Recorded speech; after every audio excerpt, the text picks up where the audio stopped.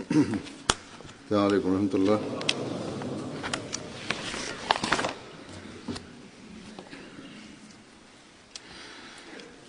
أشهد أن لا إله إلا الله وحده لا شريك له وأشهد أن محمدا عبده ورسوله. أما بعد فأعوذ بالله من الشيطان الرجيم. بسم الله الرحمن الرحيم. الحمد لله رب العالمين الرحمن الرحيم مالك يوم الدين. إياك نعبد وإياك نستعين. اهدنا الصراط المستقيم صراط الذين أنعمت عليهم غير المغضوب عليهم ولا الضالين. ادع إلى سبيل ربك بالحكمة والموعظة الحسنة وجادلهم بالتي هي أحسن. إن ربك هو أعلم بمن ضل عن سبيله وهو أعلم بالمهتدين. ഈ ആയത്തിന്റെ തർജുമ ഇപ്രകാരമാണ്: തത്വജ്ഞാനവും സതുപദേശവും കൊണ്ട് നിന്റെ നാഥന്റെ മാർഗത്തിലേക്ക് നീ ജനങ്ങളെ ക്ഷണിക്കുക, ഏറ്റവും ഉത്കൃഷ്ടമായ രീതിയിൽ അവരോട് സംവാദം നടത്തുകയും ചെയ്യുക. തന്റെ മാർഗത്തിൽ നിന്ന് വ്യതിചലിച്ചു പോകുന്നവനെ സംബന്ധിച്ച് അള്ളാഹു നന്നായി അറിയുന്നവനാണ്. നേർമാർഗം പ്രാപിച്ചവരെയും അവൻ നന്നായി അറിയുന്നു.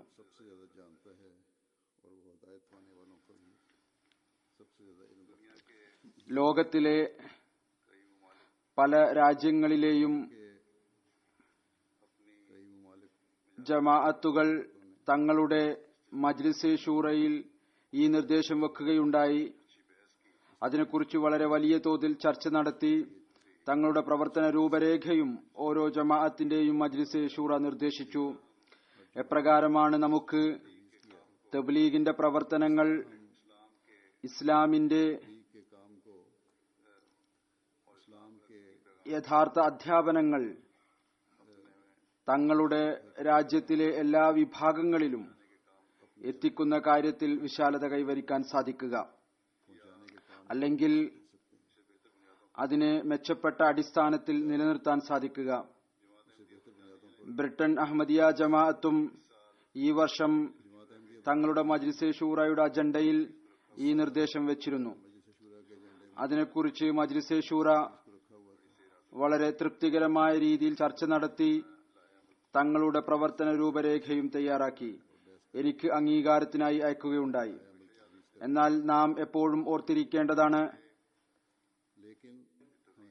തബ്ലീഗിന്റെ കാര്യത്തിനു വേണ്ടിയുള്ള ആസൂത്രണമാകട്ടെ അല്ലെങ്കിൽ മറ്റേതെങ്കിലും പ്രവൃത്തിയുടെ ആസൂത്രണമാകട്ടെ, മജ്ലിസ് ഷൂറ ഏതെങ്കിലും വിധത്തിലുള്ള ആസൂത്രണം നടത്തുമ്പോൾ വിവിധ അഭിപ്രായങ്ങൾ ഷൂറ മെമ്പർമാരുടെ മുമ്പിൽ വരുമ്പോൾ, പിന്നീട് ഒരു നിലപാട് ഉണ്ടാകുമ്പോൾ, അല്ലെങ്കിൽ മെമ്പർമാരുടെ ഭൂരിഭാഗത്തിന്റെയും ഒരഭിപ്രായം സ്ഥാപിതമാകുമ്പോൾ, പിന്നീട് അത് അനുസരിച്ചു പ്രവർത്തിക്കുന്നതിനു വേണ്ടി ഒരു പ്രവർത്തന രൂപരേഖ നിർദ്ദേശിക്കപ്പെട്ട് കാലത്തിന്റെ ഖലീഫക്കു മുമ്പിൽ അംഗീകാരത്തിനായി അയക്കുകയും പിന്നീട് അതിന് അംഗീകാരം ലഭിക്കുകയും ചെയ്യുമ്പോൾ അതിൽ തങ്ങളുടെ മുഴുവൻ കഴിവും ശക്തിയും അനുസരിച്ച്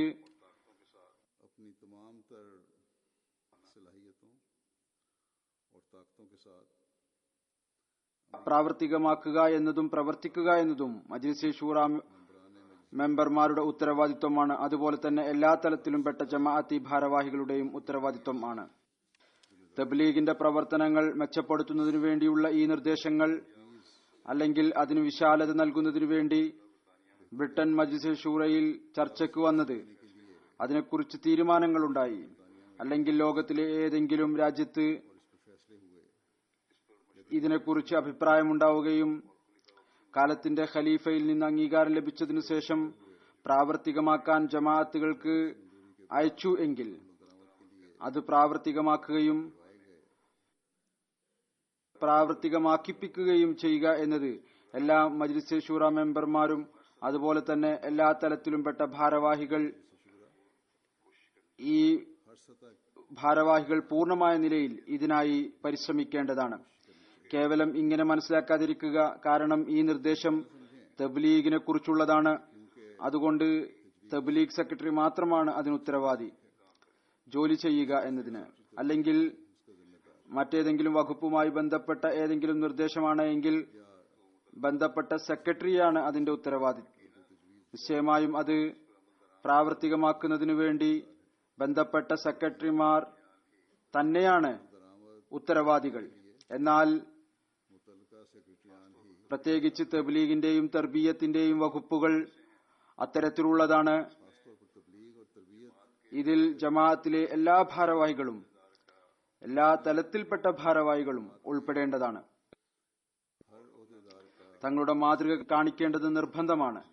ഇപ്പോൾ ഞാൻ തബ്ലീഗുമായി ബന്ധപ്പെട്ടാണ് സംസാരിക്കാൻ ആഗ്രഹിക്കുന്നത്. അതുകൊണ്ട് ഞാൻ ഇതുമായി ബന്ധപ്പെട്ട് എല്ലാ ഭാരവാഹികളുടെയും ശ്രദ്ധ ക്ഷണിക്കാൻ ആഗ്രഹിക്കുന്നു. അവർ തങ്ങളുടെ തബ്ലീഗ് സെക്രട്ടറിമാരെ കൊണ്ട് ഈ നിർദ്ദേശം അനുസരിച്ച് ജമാഅത്തുകളിൽ പ്രാവർത്തിക തലത്തിൽ കൊണ്ടുവരുന്നതിനു വേണ്ടി തങ്ങളുടെ എല്ലാ സഹകരണവും നൽകുക. സ്വയം ഇതിന്റെ ഭാഗമായി മാറിക്കൊണ്ട് ജമാഅത്ത് അംഗങ്ങൾക്ക് മാതൃക കാണിക്കുക. ഏത് ഭാരവാഹി ആണെങ്കിലും ഏതെങ്കിലുമൊക്കെ വിധത്തിൽ തബ്ലീഗിന്റെ ഭാഗമാകാൻ സാധിക്കുന്നതാണ്. അഥവാ ഭാരവാഹികൾ ഭാഗവാക്കാകുന്നുണ്ട് എങ്കിൽ ജമാഅത്ത് അംഗങ്ങളുടെ മുമ്പിൽ മാതൃക നിലനിൽക്കുകയും ഒരുപാട് അഹമ്മദികൾ അത്തരക്കാരായി ഉണ്ടാകും. പറയാതെ തന്നെ, പ്രത്യേകമായ നിലയിൽ ശ്രദ്ധ ക്ഷണിക്കാതെ തന്നെ, സ്വയം തന്നെ ഈ മാതൃക കണ്ടുകൊണ്ട് ഈ പ്രവർത്തന രൂപരേഖ പൂർത്തിയാക്കുന്നതിനു വേണ്ടി ഇസ്ലാമിന്റെ യഥാർത്ഥ സന്ദേശം എത്തിക്കുന്നതിനു വേണ്ടിയുള്ള പരിശ്രമത്തിൽ ഉൾപ്പെടുന്നവരായിത്തീരും. ചില സെക്രട്ടറിമാരുടെ പക്കൽ അവരുടെ വകുപ്പിന്റെ തന്നെ ജോലി അത്രയധികം ഒന്നും തന്നെ ഉണ്ടായിരിക്കുകയില്ല. അവർക്ക് കൂടുതൽ സമയവും നൽകാൻ സാധിക്കും. കേവലം നീയത്തിന്റെയും ഉദ്ദേശത്തിന്റെയും ആവശ്യമാണുള്ളത്. ഏതായിരുന്നാലും നാഷണൽ സെക്രട്ടറി തബ്ലീഗിന്റെ ജോലിയാണ്. ഏതൊരു പ്രവർത്തന രൂപരേഖയാണോ തയ്യാറാക്കിയിരിക്കുന്നത് അത് എല്ലാ പ്രാദേശിക ജമാഅത്തിലെ തബ്ലീഗ് സെക്രട്ടറിമാരിലും എത്തിയിരിക്കേണ്ടതാണ്. പിന്നീട് ഈ കാര്യം ഉറപ്പുവരുത്തുക, ജമാഅത്തിലെ എല്ലാ അംഗങ്ങളിലേക്കും ഈ പ്രവർത്തന രൂപരേഖയുടെ ജമാഅത്ത് അംഗങ്ങളുമായി ബന്ധപ്പെട്ട ഭാഗം, സംഘടനാപരമല്ലാത്ത ഭാഗം, മറിച്ച് അംഗങ്ങളുമായി ബന്ധപ്പെട്ടിട്ടുള്ള ഭാഗം എത്തിയിരിക്കണം. എന്നാൽ ഏറ്റവും വലിയ കാര്യം ഇതാണ്, ഞാൻ ഓതിയ ആയത്ത്, അതിൽ അള്ളാഹു നമുക്ക് നൽകിയിരിക്കുന്ന മാർഗദർശനം അത് മനസ്സിലാക്കുക. അതനുസരിച്ച് എല്ലാ സെക്രട്ടറി തബ്ലീഗും പ്രവർത്തിക്കുക, എല്ലാ ഭാരവാഹികളും പ്രവർത്തിക്കുക, ദായിയാനെ ഖുസൂസികളും പ്രവർത്തിക്കുക.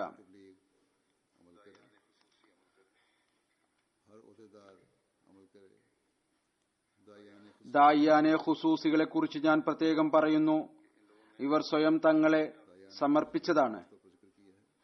ഞങ്ങൾ മറ്റു ജമാഅത്ത് അംഗങ്ങളെക്കാൾ കൂടുതൽ സമയം തബ്ലീഗിനായി നൽകുന്നതായിരിക്കും.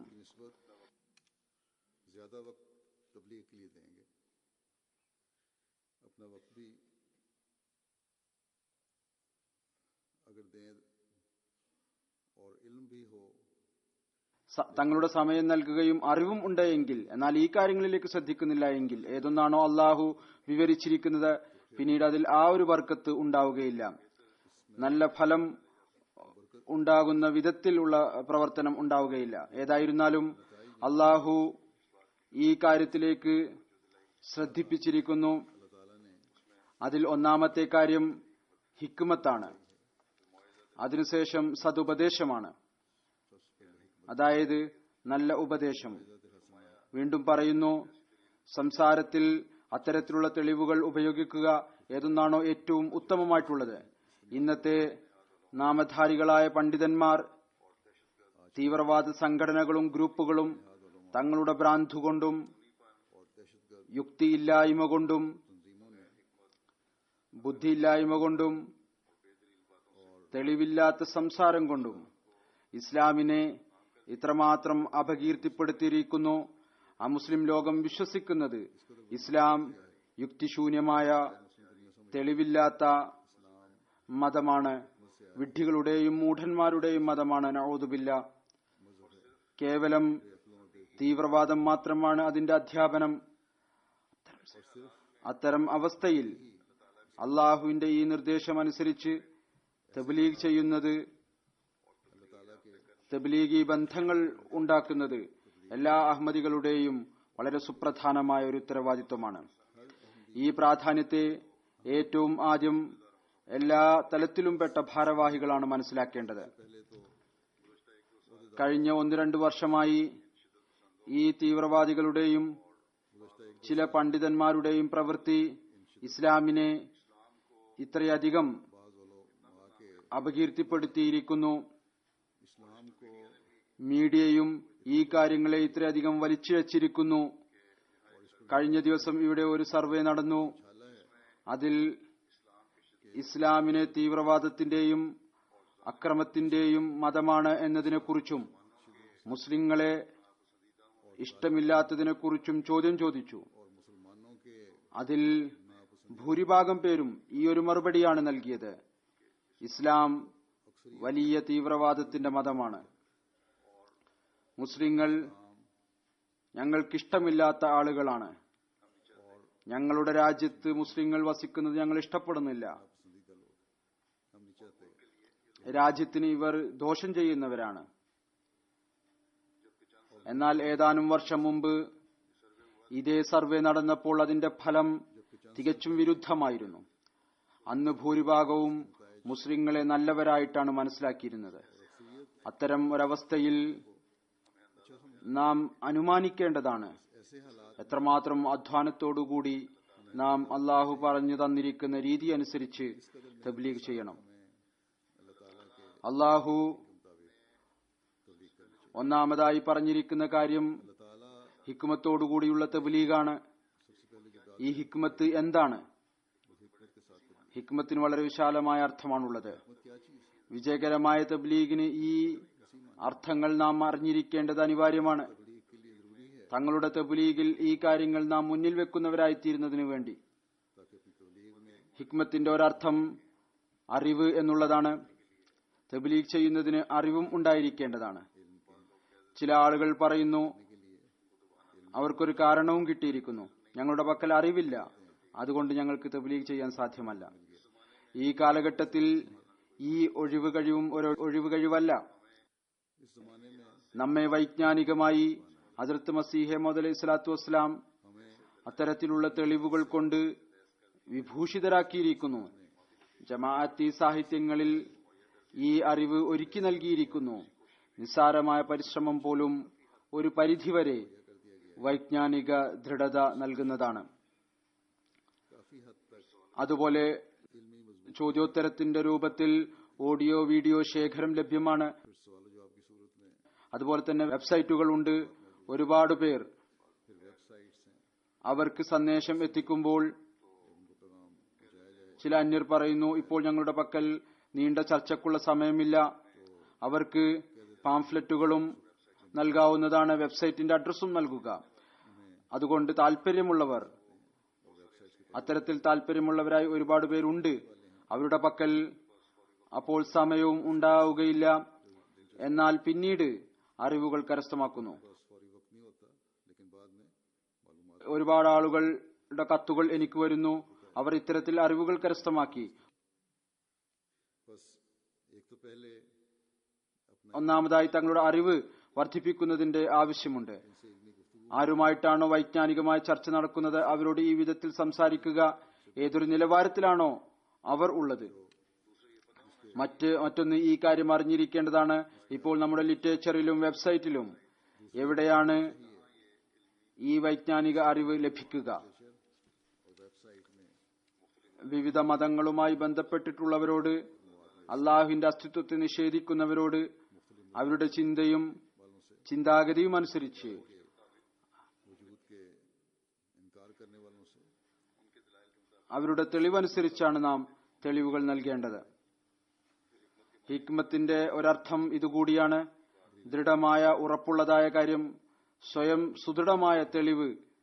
पुख्ता और पक्की बात हो, അതല്ലാതെ दलील हो, ആ തെളിവിനെ തെളിയിക്കുന്നതിന് വേണ്ടി നമുക്ക് മറ്റു തെളിവുകൾ നൽകേണ്ടതായി വരരുത്. പിന്നീട് അതിനെ വീണ്ടും തെളിയിക്കേണ്ട അവസ്ഥ ഉണ്ടാകരുത്. साबित करना पड़ता നീണ്ട ചർച്ചകളിൽ മുഴുകുന്നതിന് പകരം പരിശോധിച്ച് ആരോപണം എന്താണെന്ന് നോക്കി പിന്നീട് ശക്തമായ തെളിവുകൾ കൊണ്ട് ഖണ്ഡിക്കാൻ ശ്രമിക്കേണ്ടതാണ്.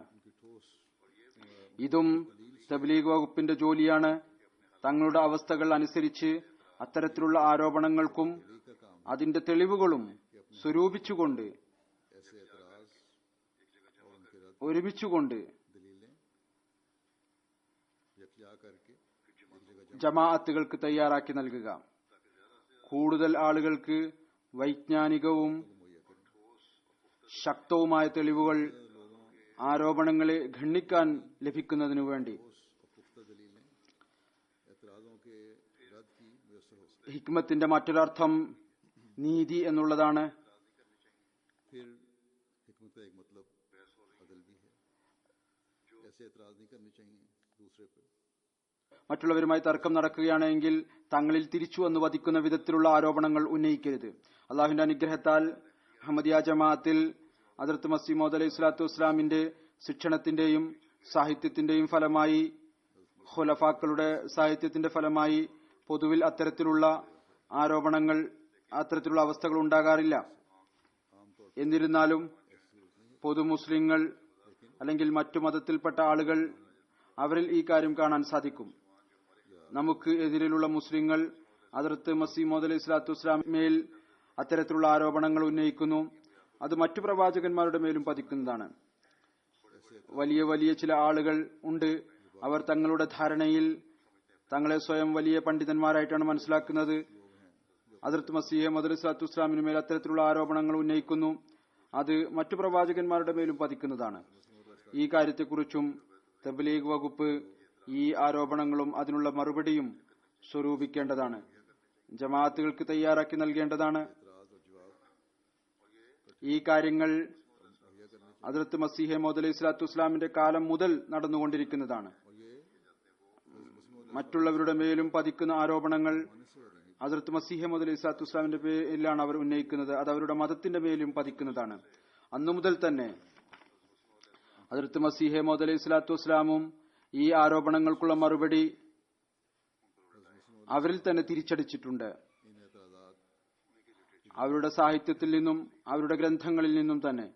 അന്യ മതസ്ഥർക്കും അതുപോലെ മുസ്ലിങ്ങളോടും പറഞ്ഞു, നിങ്ങൾ ഉന്നയിക്കുന്ന ആരോപണം യഥാർത്ഥത്തിൽ ആരോപണമല്ല. മുസ്ലിങ്ങളുടെ മേലും ഇസ്ലാമിന്റെ മേലും നിഷേധികൾ ഇത്തരത്തിലുള്ള ആരോപണം ഉന്നയിച്ചിട്ടുണ്ടായിരുന്നു. തബ്ലീഗ് വകുപ്പ് ഞാൻ പറഞ്ഞതുപോലെ ഏതാനും ചില അത്തരത്തിലുള്ള ആരോപണങ്ങളും ചെറിയ പാംഫ്ലെറ്റിന്റെ രൂപത്തിൽ തയ്യാറാക്കി ജമാഅത്തുകൾക്ക് പ്രസിദ്ധീകരിച്ച് നൽകേണ്ടതാണ്.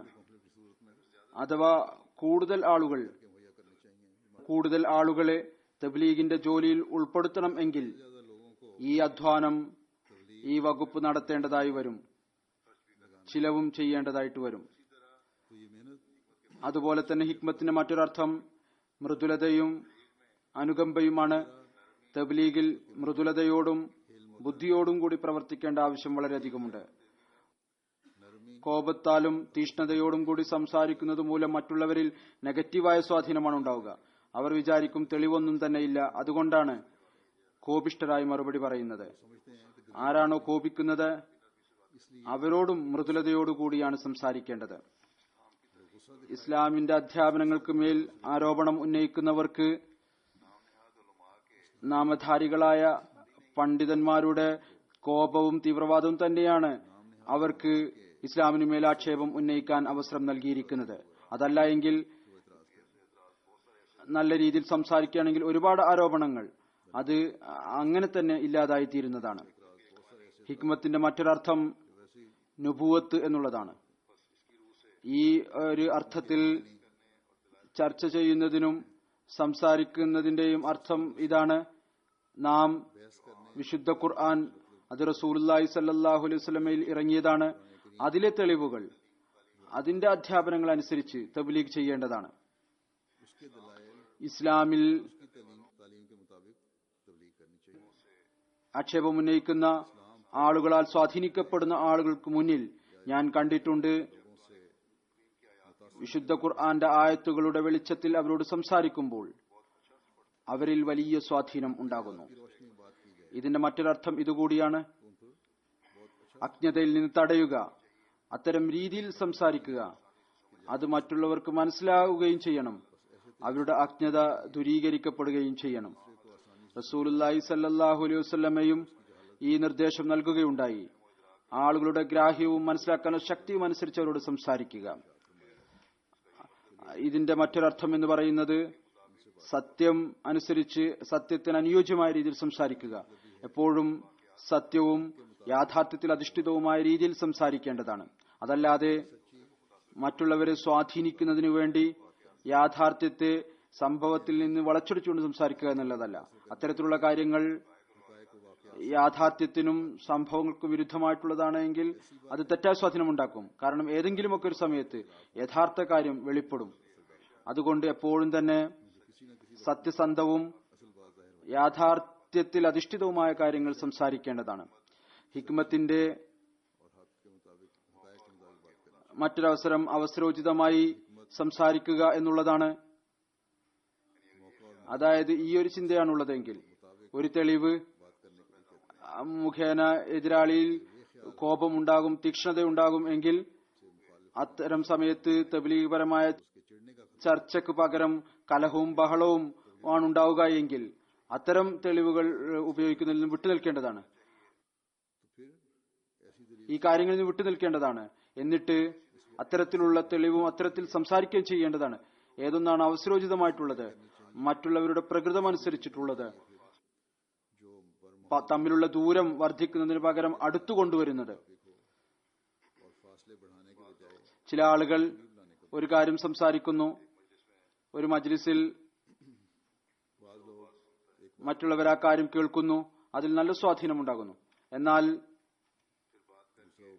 അപ്പോൾ മാത്രം പിന്നീട് സംസാരിച്ച് നിശബ്ദരാകുന്നതിന് പകരം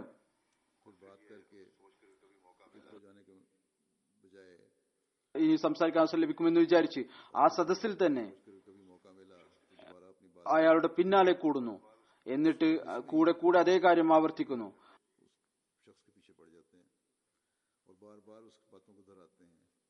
ഇനി അയാൾ അംഗീകരിപ്പിച്ച് അടങ്ങൂ എന്ന് വിചാരിക്കുന്നു. അത് മുഖേന മറ്റുള്ളവർക്ക് വെറുപ്പുണ്ടാകുന്നു. അടുത്തു വന്ന ആളുകൾ പോലും വിദൂരപ്പെടുന്നു. മുമ്പ് സംസാരിച്ചതിൽ ഉണ്ടായ സ്വാധീനം പോലും അതുപോലും പാഴായി പോകുന്നു. അതുകൊണ്ട് അവസരോചിതമായി അനുസരിച്ചുകൊണ്ട് ഓരോരുത്തരുടെ പ്രകൃതങ്ങളും മനസ്സിലാക്കുക എന്നുള്ളതും തബ്ലീഗിന് വളരെ അനിവാര്യമായിട്ടുള്ളതാണ്.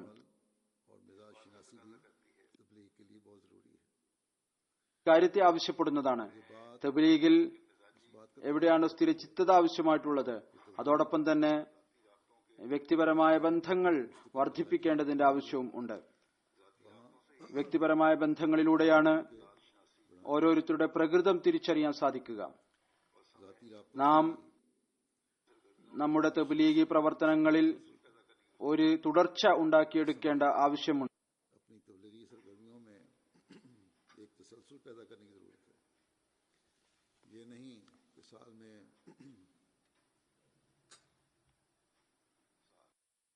അതല്ലാതെ വർഷത്തിൽ 1-2 തവണ തർബിയത്ത് 10 ദിന തർബിയത്ത് ആഘോഷിച്ചു, ലിറ്ററേച്ചറുകളും മറ്റും വിതരണം ചെയ്തു എന്നിട്ട് വിചാരിച്ചു ഞങ്ങൾ തബ്ലീഗിന്റെ ഉത്തരവാദിത്വം നിറവേറ്റിയെന്ന്. ഇന്ന് ഇവിടെ അസൈലത്തിനായി വന്നിരിക്കുന്ന ഒരുപാട് ആളുകൾ, വിവിധ പ്രായത്തിലുള്ള ആളുകൾ വന്നിട്ടുണ്ട്. അവരിൽ ചിലർ ആരോഗ്യമുള്ളവരാണ്, യുവാക്കളാണ്, ചിലർ കുറച്ച് പ്രായമായവരാണ്. ഏതുവരെ ഇവരുടെ കേസിന്റെ വിധി വരുന്നില്ലയോ അധിക പേരും ഇവിടെ അടുത്തും സമയവും ഉണ്ടാകും, അധിക സമയം അവർ വെറുതെ ഇരിക്കുകയാകും. അത്തരം മുഴുവൻ ആളുകളും തങ്ങളുടെ ആരോഗ്യവും പ്രായവും അനുസരിച്ച് തബ്ലീഗിനു വേണ്ടി തങ്ങളെ സ്വയം സമർപ്പിക്കേണ്ടതാണ്. ലിറ്ററേച്ചർ വിതരണം ചെയ്യുന്നതിനും കുറച്ചോ കൂടുതലായ സമയം നൽകേണ്ടതാണ്. ഭാഷ അറിയില്ല എങ്കിൽ ലിറ്ററേച്ചർ കൊണ്ടുപോവുക, കാസറ്റ്സുകൾ കൊണ്ടുപോവുക, എന്നിട്ട് റോഡുകളിൽ നിന്നുകൊണ്ട് ലിറ്ററേച്ചർ വിതരണം ചെയ്യണമെന്നുണ്ടെങ്കിൽ സ്ഥിരമായ പ്രോഗ്രാമുകൾ അതിന് ഉണ്ടായിരിക്കേണ്ടതാണ്. എങ്ങനെയാണ് വിതരണം ചെയ്യുക എന്നത് ഈ അസൈലം വാങ്ങുന്നവർ അവരെ അസൈലത്തിനു വേണ്ടി വന്നവരെ ഇതിനു വേണ്ടി ഉപയോഗിക്കാവുന്നതാണ്. പ്രതിഫലവും ലഭിക്കും, നന്മയും ആണ്. തബ്ലീഗിന്റെ ഉത്തരവാദിത്വം നിറവേറ്റപ്പെടും. ഈ ഒരു അനുഗ്രഹം കൊണ്ട് ഒരുപക്ഷെ അവരുടെ കേസും പെട്ടെന്ന് പാസ്സാകുന്നതായിരിക്കും.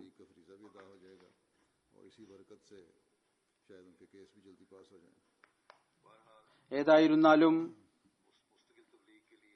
സ്ഥിരമായ തബ്ലീഗിനായി ഈ നിർദ്ദേശങ്ങൾ തബ്ലീഗിന്റെ വകുപ്പിൽ നിന്ന് ഇവർക്ക് എത്തേണ്ടതാണ്, ഈ ലിറ്ററേച്ചറുകൾക്ക് ലഭിക്കേണ്ടതാണ്, അതനുസരിച്ച് പ്രവർത്തിക്കേണ്ടതാണ്. ഈ ഒരു രീതിയിൽ സംസാരിക്കേണ്ടതാണ്. അത് എന്തൊന്നാണോ ഹിക്മത്തിന്റെ അർത്ഥത്തിൽ വിവരിച്ചിരിക്കുന്നത് അതിൽ ഭാരവാഹികളും ഉൾപ്പെടേണ്ടതാണ്. മുമ്പ് ഇവിടെ കുറെ കാലമായി താമസിക്കുന്ന ഉൾപ്പെടേണ്ടതാണ്. അതല്ലാതെ ഞാൻ കേവലം സൈലം സീക്കേഴ്സിന് വേണ്ടി മാത്രമാണ് പറഞ്ഞത് കൊണ്ട് അവർ മാത്രം ഉൾപ്പെടുക എന്നല്ല.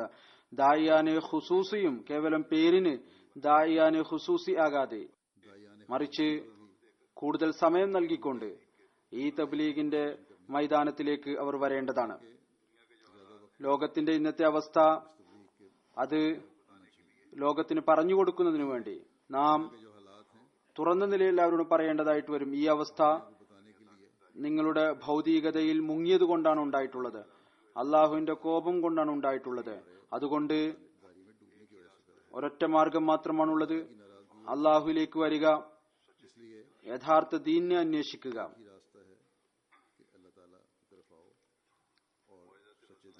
മൗഇദത്തുൽ ഹസന എന്ന കൽപ്പന തബ്ലീഗിനുണ്ട്. അത് ഹിക്മത്തിന്റെ അർത്ഥത്തിലും വന്നിട്ടുണ്ട്. അതായത് അനുകമ്പയോടും മൃദുലതയോടും ഹൃദയത്തെ സ്വാധീനിക്കുന്ന വിധത്തിലും തബ്ലീഗ് ചെയ്യുക. അള്ളാഹു ഹിക്മത്ത്, നല്ല ഉപദേശം, ശക്തമായ തെളിവുകൾ കൊണ്ട് തബ്ലീഗ് ചെയ്യാൻ കൽപ്പിച്ചിരിക്കുമ്പോൾ അതനുസരിച്ച് ചരിക്കുക എന്നത് നമ്മുടെ ജോലിയാണ്. സ്ഥിരചിത്തതയോടുകൂടി അത് ചെയ്തുകൊണ്ട് മുന്നോട്ടു പോകേണ്ടതാണ്. അതാണ് നമ്മുടെ പ്രവൃത്തി. ഇതിന്റെ ഫലം അള്ളാഹു പറയുകയുണ്ടായി, അത് ഞാനാണ് നൽകുക.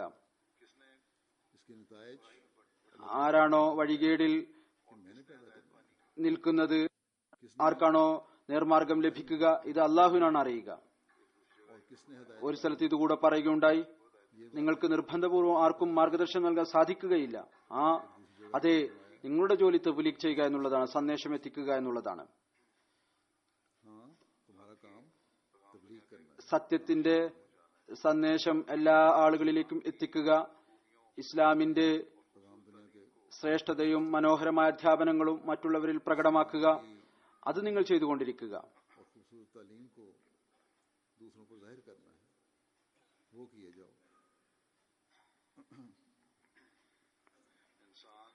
മനുഷ്യൻ ആലിമുൽ ഗൈബല്ല. സമയം പാഴാക്കുന്നതിന് പകരം ഞാൻ ഇന്ന ആളുടെ അടുത്ത് പോയി മാത്രമേ സത്യത്തിന്റെ സന്ദേശം എത്തിക്കുകയുള്ളൂ, ആരിലാണ് സ്വാധീനം ഉണ്ടാവുക, ആരിൽ സ്വാധീനം ഉണ്ടാകും എന്നൊരു മനുഷ്യൻ അറിയുകയില്ല. അള്ളാഹു പറയുന്നത് നിങ്ങൾക്ക് ഈ അറിവ് നൽകിയിട്ട് തന്നെയില്ല, ആരിലാണ് സ്വാധീനം ഉണ്ടാവുക, ആരിൽ സ്വാധീനം ഉണ്ടാവുകയില്ല എന്ന്. അതുകൊണ്ട് അള്ളാഹുവിന്റെ ഈ നിർദ്ദേശം അനുസരിച്ച് നാം ഫലത്തെക്കുറിച്ച് നമ്മൾ ഉത്തരവാദിയല്ല. എന്തുകൊണ്ട് ഇതിന് പോസിറ്റീവായ ഫലം ലഭിച്ചില്ല, എന്തുകൊണ്ട് 100% ആളുകളും നമ്മുടെ സന്ദേശത്താൽ സ്വാധീനിക്കപ്പെട്ടുകൊണ്ട് ഇസ്ലാം സ്വീകരിക്കുന്നവരായി തീർന്നില്ല. हमारे पैगाम से മറിച്ച് നമ്മോട് ചോദിക്കും എങ്കിൽ ഇത് ഇത്രയായിരിക്കും, അള്ളാഹു നമ്മോട് ഇതായിരിക്കും ചോദിക്കുക, നാം पूछा जाएगा तो सिर्फ इतना, സന്ദേശം എത്തിച്ചോ,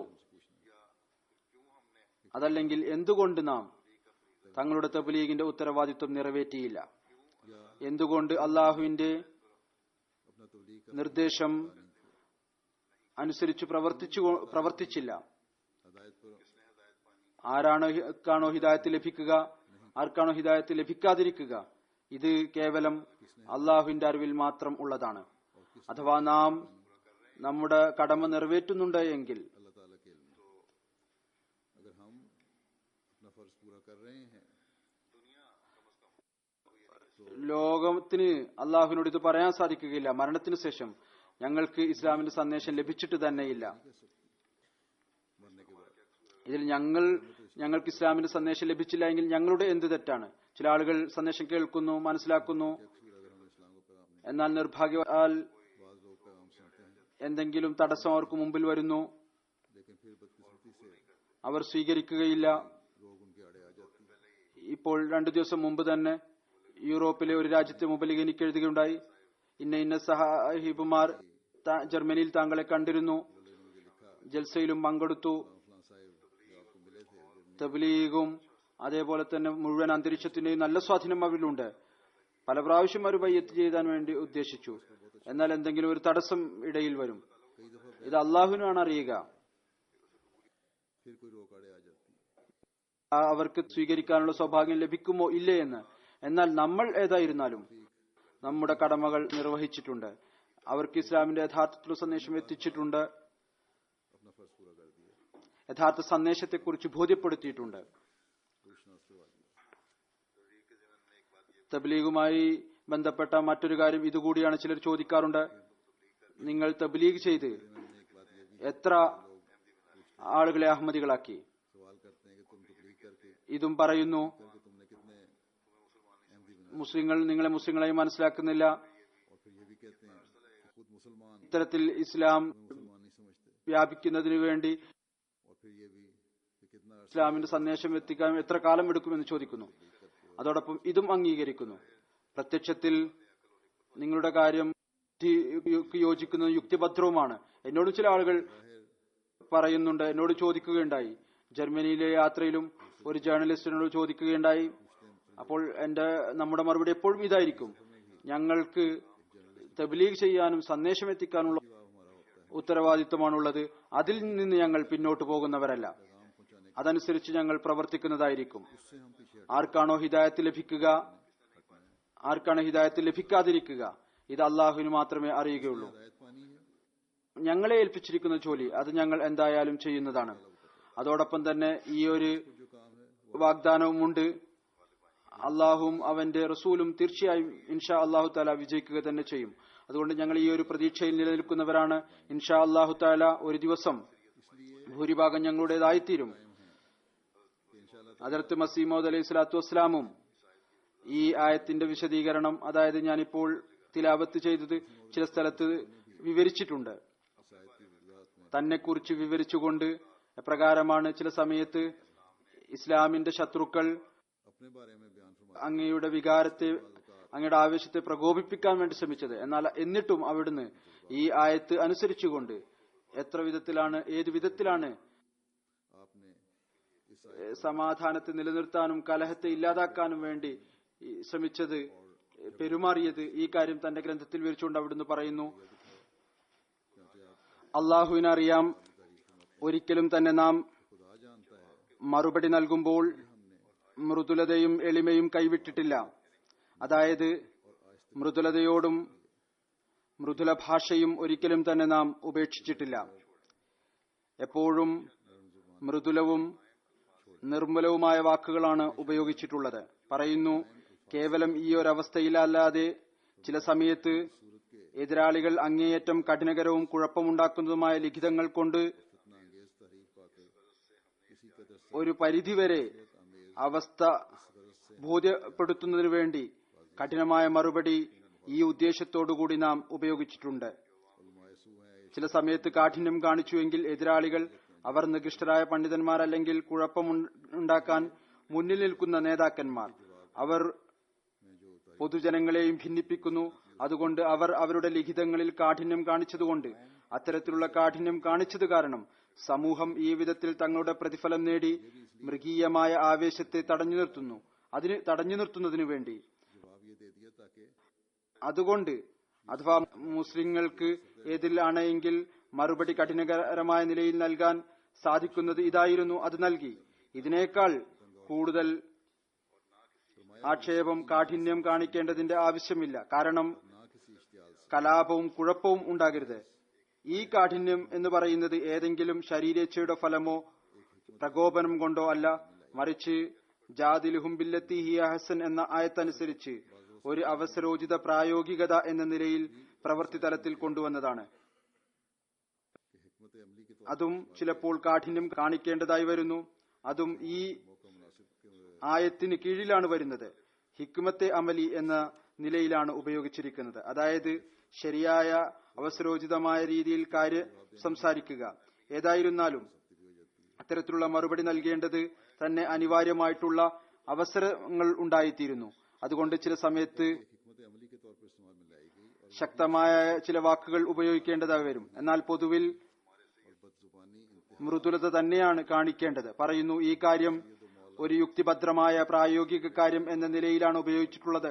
അതുതന്നെ ആ സമയത്ത് എതിരാളികളുടെ നിന്ദ്യവും അപകീർത്തിപ്പെടുത്തലും ചീത്തവിളിയും പാരമ്യതയിലെത്തുകയും നമ്മുടെ യജമാനരും നേതാവും പ്രപഞ്ചത്തിന്റെ നേതാവുമായ റസൂലുള്ളാഹി സ്വല്ലല്ലാഹു അലൈഹി വസല്ലമയെ കുറിച്ച് അത്തരത്തിലുള്ള മോശവും കുഴപ്പമുണ്ടാക്കുന്നതുമായ വാക്കുകൾ അവർ ഉപയോഗിച്ചു.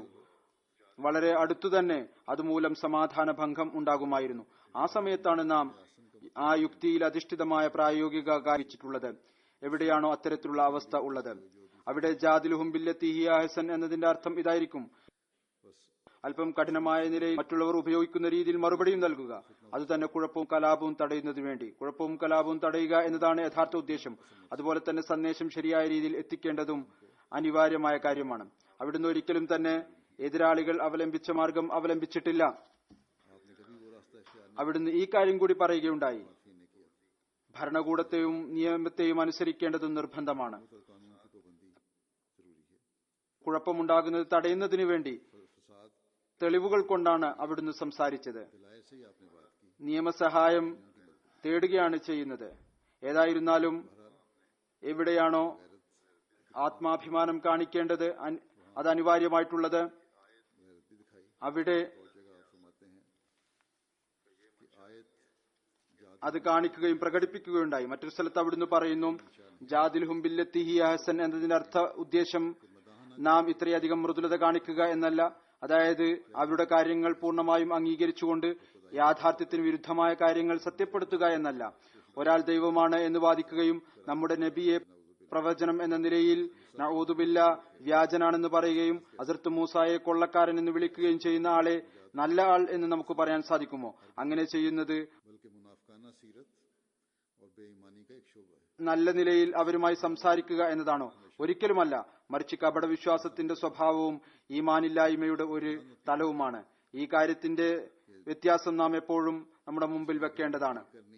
മറ്റുള്ളവരുടെ കാര്യങ്ങൾ പൂർണ്ണമായും അംഗീകരിക്കുന്ന രീതി ആയിരിക്കരുത്.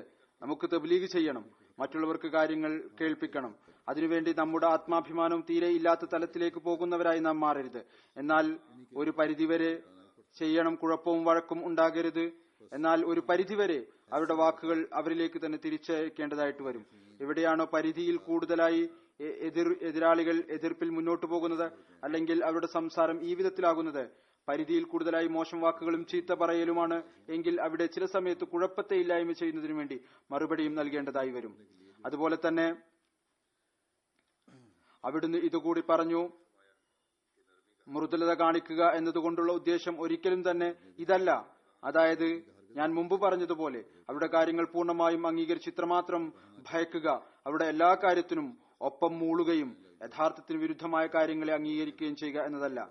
ഹിക്മത്ത് എന്നത് എന്ത് തന്നെയായാലും ആവശ്യമാണ്, നിർബന്ധമാണ്. മൃദുലമായ ഭാഷയും സ്വഭാവവും അനിവാര്യമാണ്.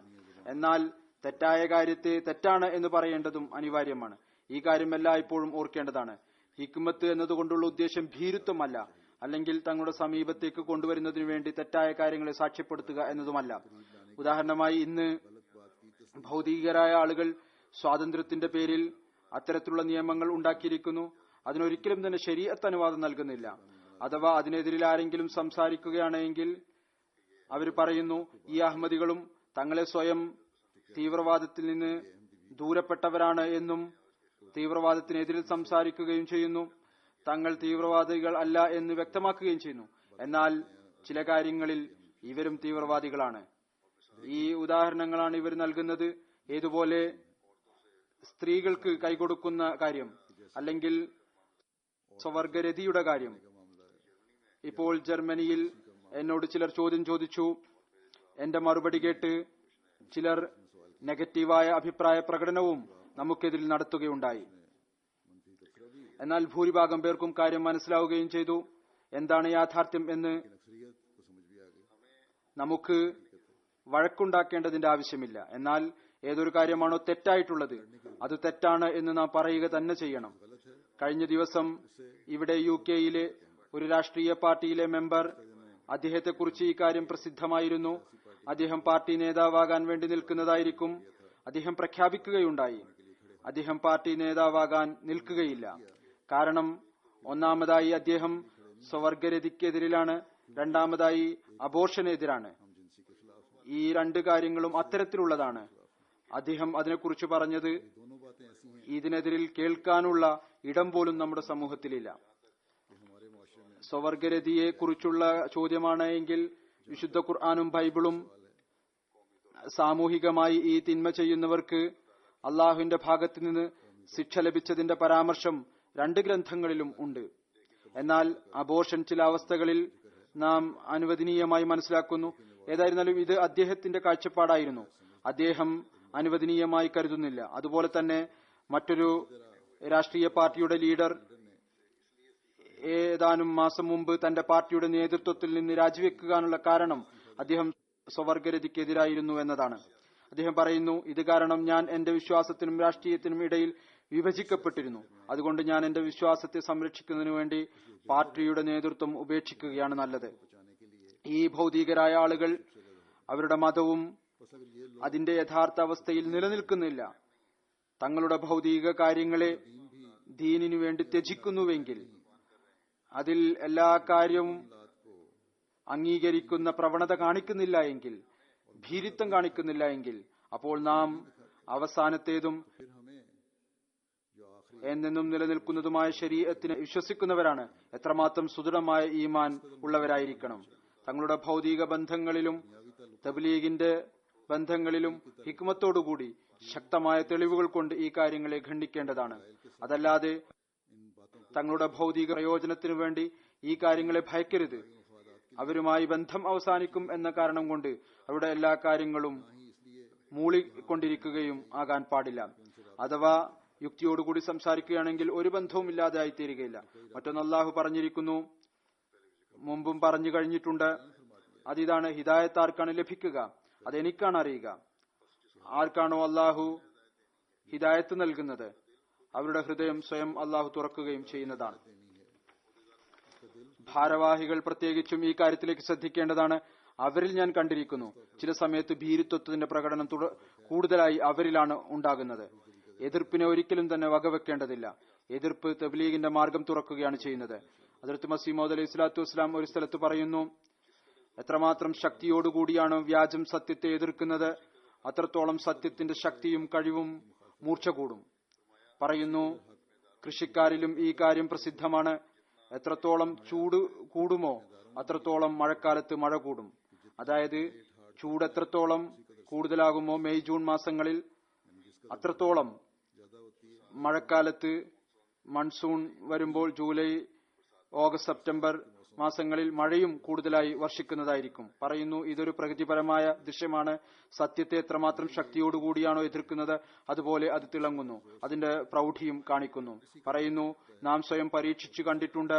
എവിടെയാണോ നമുക്കെതിരിൽ കൂടുതൽ ബഹളവും ഒച്ചപ്പാടും ഉണ്ടായിട്ടുള്ളത് അവിടെ ഒരു ജമാഅത്ത് തയ്യാറാകുന്നു. എവിടെയാണോ ആളുകൾ ഈ കാര്യം കേട്ടുകൊണ്ട് നിശബ്ദരാകുന്നത് അവിടെ കൂടുതലായി പുരോഗതി ഉണ്ടാകാറില്ല. ഈ ദൃശ്യം നമുക്ക് ഇന്നും കാണാൻ സാധിക്കുന്നു. കഴിഞ്ഞ ദിവസം ജർമ്മനിയിൽ അൾജീരിയയിൽ നിന്ന് വന്ന ഒരു പ്രസിദ്ധനായ അനഹമ്മദിയായ വ്യക്തിയുമായി മുലാഖാത്ത് നടന്നു. അദ്ദേഹം പറയുകയുണ്ടായി, ഇപ്പോൾ അവിടെ താങ്കളുടെ ജമാഅത്തിന് വലിയ പ്രയാസത്തിലൂടെയാണ് കടന്നു പോകേണ്ടതായി വരുന്നത്. എന്നിരുന്നാലും ജമാഅത്തിന്റെ പരിചയവും തബ്ലീഗും രാജ്യത്തിന്റെ ഏകദേശം മുഴുവൻ ഭാഗത്തും ഈ എതിർപ്പ് കാരണം എത്തിയിരിക്കുന്നു. ആളുകൾ ജമാഅത്തിനെ അറിയാൻ തുടങ്ങിയിരിക്കുന്നു. പറയുന്നു, ഇത്രയധികം പരിചയം ഈ ജമാഅത്തിനെ കുറിച്ച് ഇത്രയും പരിചയമുണ്ടായത് ഒരു പക്ഷേ 10-20 വർഷം കൊണ്ട് പോലും നടക്കുമായിരുന്നില്ല. എത്രത്തോളമാണോ ഈ എതിർപ്പ് കൊണ്ട് ഉണ്ടായത്. ഈ കാര്യം അവിടുത്തെ അഹമ്മദികളും എഴുതുന്നു. അല്പം മെച്ചപ്പെട്ട അവസ്ഥ ഉണ്ടായാൽ ഒരുപാട് പ്രദേശങ്ങൾ അത്തരത്തിലുണ്ട്. അവിടെ ആളുകൾ അഹമ്മദിയത്ത് സ്വീകരിക്കാനായി തയ്യാറായിരിക്കുകയാണ്. അതുകൊണ്ട് എതിർപ്പിനെയോ ഭൗതികരായ ആളുകളെയോ ഒരുവിധത്തിലും ഭയപ്പെടരുത് എന്നല്ല, അതോടൊപ്പം തന്നെ ഹിക്മത്തിന്റെയും ആവശ്യകതയുണ്ട്. തബ്ലീഗിന് ഈ ഒരു കാര്യം ആവശ്യമാണ്. മനുഷ്യന്റെ വാക്കിലും പ്രവൃത്തിയിലും സാമ്യം വേണം. എന്താണോ പറയുന്നത് അതനുസരിച്ച് പ്രവർത്തിക്കുകയും ചെയ്യണം. ഹിക്മത്തിന്റെ കാര്യങ്ങളും വായിൽ നിന്ന് പുറത്തു വരുന്നത് അപ്പോഴായിരിക്കും. മറ്റുള്ളവരിൽ സ്വാധീനം ഉണ്ടാകുക അപ്പോഴായിരിക്കും, എപ്പോഴാണോ വാക്കും പ്രവൃത്തിയും ഒന്നായിത്തീരുന്നത്. ഹദരത്ത് മസീഹ് മൗഊദ് അലൈഹി സ്വലാത്തു വസ്സലാം ഈ കാര്യത്തിലേക്ക് നമ്മുടെ ശ്രദ്ധ ക്ഷണിച്ചുകൊണ്ട് ഒരവസരത്തിൽ പറയുന്നു, ഒരുപാട് പേർ മൗലവിമാരും ഉലമാക്കളും എന്ന് പറയപ്പെട്ടുകൊണ്ട് മിമ്പറുകളിൽ കയറി നിന്ന് തങ്ങളെ സ്വയം റസൂലിന്റെ സഹായികളെന്നും പ്രവാചകന്മാരുടെ അനന്തരാവകാശികളെന്നും പറഞ്ഞുകൊണ്ട് വയലുകൾ നടത്തുന്നു. പറയുന്നു, അഹങ്കരിക്കരുത്, തിന്മകളിൽ നിന്ന് രക്ഷപ്പെടുക. എന്നാൽ അവരുടെ സ്വന്തം പ്രവർത്തനം, അവരുടെ ചെയ്തികൾ അതെല്ലാം അവർ സ്വയം ചെയ്യുന്നതാണ്. അതിനെ ഇതിൽ നിന്ന് അനുമാനിക്കുക. ഈ കാര്യങ്ങളുടെ സ്വാധീനം നിങ്ങളുടെ ഹൃദയങ്ങളിൽ എത്രത്തോളം ഉണ്ട്. സംസാരിക്കുന്നതിന്റെ സ്വാധീനവും അപ്പോഴായിരിക്കും ഉണ്ടാവുക. തബ്ലീഗ് ചെയ്യുന്ന ഓരോരുത്തരുടെയും എപ്പോഴാണോ അവർ തങ്ങളുടെ വാക്കിലും പ്രവൃത്തിയിലും ഒരുപോലെയായിത്തീരുന്നത്. പറയുന്നു, അഥവാ ഇത്തരത്തിലുള്ള ആളുകൾ കർമ്മപരമായ ശക്തികൾ ഉണ്ടാവുകയും പറയുന്നതിന് മുമ്പ് തന്നെ സ്വയം ചെയ്യുകയും ചെയ്താൽ വിശുദ്ധ ഖുർആനിൽ ലിമ തഖൂലൂന മാ ലാ തഫ്അലൂൻ എന്ന് പറയേണ്ടതിന്റെ ആവശ്യം എന്തായിരുന്നു? ഈ ആയത്ത് തന്നെ നമുക്ക് പറഞ്ഞു തരുന്നത് ലോകത്ത് പറയുകയും സ്വയം പ്രവർത്തിക്കുകയും ചെയ്യാത്തവർ ഉണ്ടാകുന്നതാണ്. പറയുന്നു, നിങ്ങൾ എന്റെ വാക്കുകൾ കേൾക്കുകയും നല്ലവണ്ണം ഓർത്തുവെക്കുകയും ചെയ്യുക. അഥവാ മനുഷ്യന്റെ സംസാരം സത്യഹൃദയത്തോടുകൂടിയല്ല എങ്കിൽ, കർമ്മപരമായ ശക്തി അതിനോടൊപ്പം ഇല്ല എങ്കിൽ അതൊരു സ്വാധീനവും ചെലുത്തുകയില്ല. ഇതിൽ നിന്നാണ് നമ്മുടെ നബി കരീം സല്ലല്ലാഹു അലൈഹി വസല്ലമയുടെ വലിയ സത്യം തെളിയുന്നത്. കാരണം ഏതൊരു വിജയവും സ്വാധീനവുമാണോ ഹൃദയങ്ങളിൽ അങ്ങയുടെ ഭാഗത്തു നിന്നുണ്ടായത്, അതിന്റെ ഒരു ഉദാഹരണവും ആദം സന്തതികളുടെ ചരിത്രത്തിൽ കാണാൻ സാധ്യമല്ല. ഈ കാര്യം എല്ലാം ഉണ്ടായത് അങ്ങയുടെ വാക്കിലും പ്രവൃത്തിയിലും പൂർണ്ണ സാമ്യം ഉണ്ടായിരുന്നത് കൊണ്ടാണ്.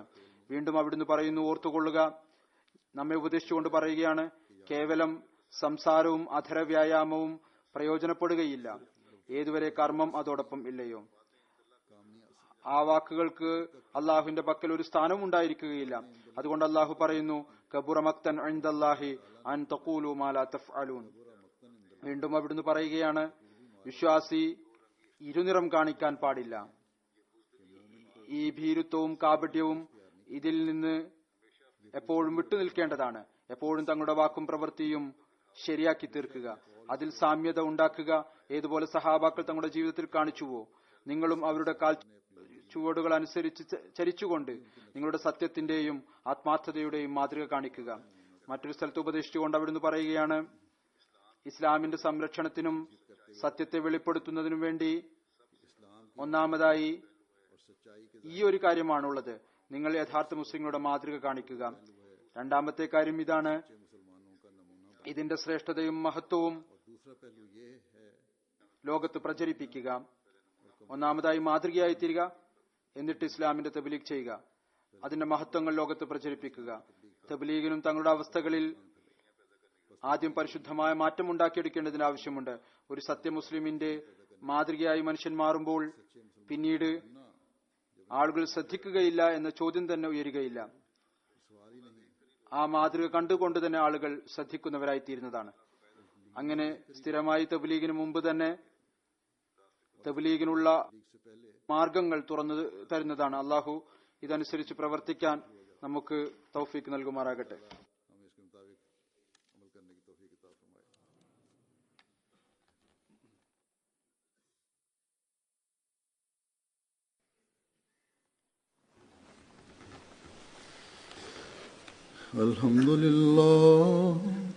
الحمد لله نحمده ونستعينه ونستغفره ونؤمن به ونتوكل عليه ونعوذ بالله من شرور أنفسنا ومن سيئات أعمالنا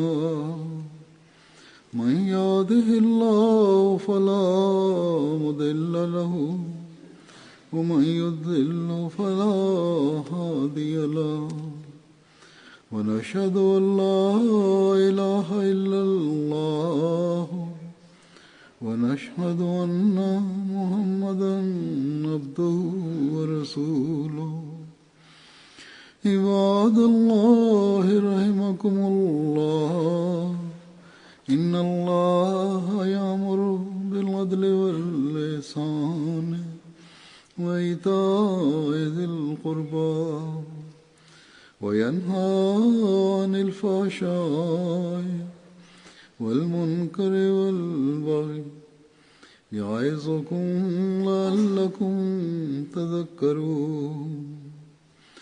اذكروا الله يذكركم وادعوه يستجب لكم ولذكر الله أكبر.